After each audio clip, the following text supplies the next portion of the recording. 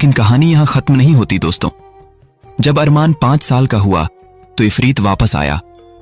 वह अभी भी जहांगीर से बदला लेना चाहता था। इस बार उसने अरमान को निशाना बनाया। एक दिन जब जारिया अरमान को पार्क में खिला रही थी तो इफरीत ने एक बुजुर्ग औरत का रूप धारण किया और अरमान के पास आया। उसने कहा, बेटा, तुम्हारे पास कितनी अच्छी शक्तियां हैं, आओ मैं तुम्हें और भी शक्तियां सिखाऊं। अरमान मासूम था, वह इफरीत के साथ चला गया। जब जारिया ने देखा तो अरमान गायब था। वह चिल्लाने लगी, अरमान, अरमान! जहांगीर तुरंत वहां पहुंचा। उसने अपनी जिन्न की शक्तियों से समझ लिया कि यह इफरीत का काम है। उसने कहा, जारिया, घबराओ मत, मैं अरमान को वापस लाऊंगा। इफरीत ने अरमान को जिन्हों की दुनिया के एक अंधेरे हिस्से में छुपा दिया था।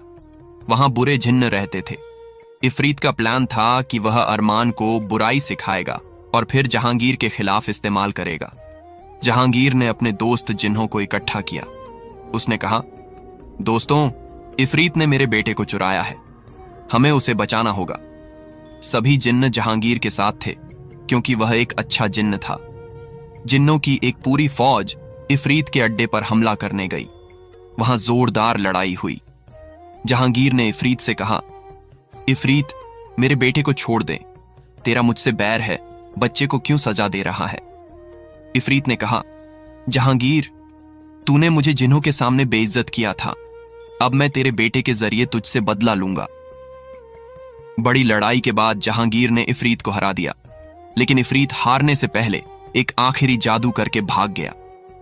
उसने कहा, जहांगीर, मैं हार गया, लेकिन तेरे बेटे पर एक शाप लगाता हूं।